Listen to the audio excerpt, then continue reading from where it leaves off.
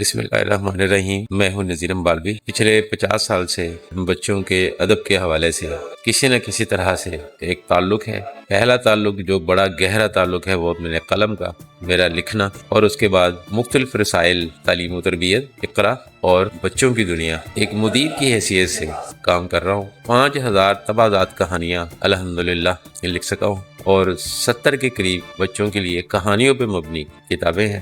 ایک اہم کام جس کو میں اپنے لیے ایک سعادت کی طرح سے سمجھتا ہوں وہ ہے بچوں کے ادب کی الف لیلہ، جس میں 1947 سے 2022 تک پاکستان کے قیام کے 75 سال اور اس عرصے میں شائع ہونے والی بچوں کے ماہانہ اردو رسائل میں کہانیوں کا انتخاب ہے۔ 20 جلدوں میں یہ کام مکمل ہوگا۔ الحمدللہ 19 جلدیں مکمل ہو چکی ہیں اور آخری جلد پر کام جاری ہے۔ اب میں ذکر کروں گا نوشاد عادل کا، جو نت نئے تجربات کرنے میں اپنا ثانی نہیں رکھتے اور اب فن فلکس کے نام سے بچوں کا ایک چینل بنایا ہے، جس میں وہ بچوں کے ادب سے متعلق رسائل، لکھنے والے، پبلشرز اور وہ سب کچھ جس کا تعلق بچوں کے ادب سے ہے وہ اس میں پیش کریں گے۔ ڈیجیٹل دور میں اس امر کی اشد ضرورت محسوس کی جا رہی تھی کہ کوئی ایسا پلیٹ فارم ہو جہاں پہ بچوں کے سبھی لکھنے والے اپنے خیالات کا اظہار کر سکیں اور اپنے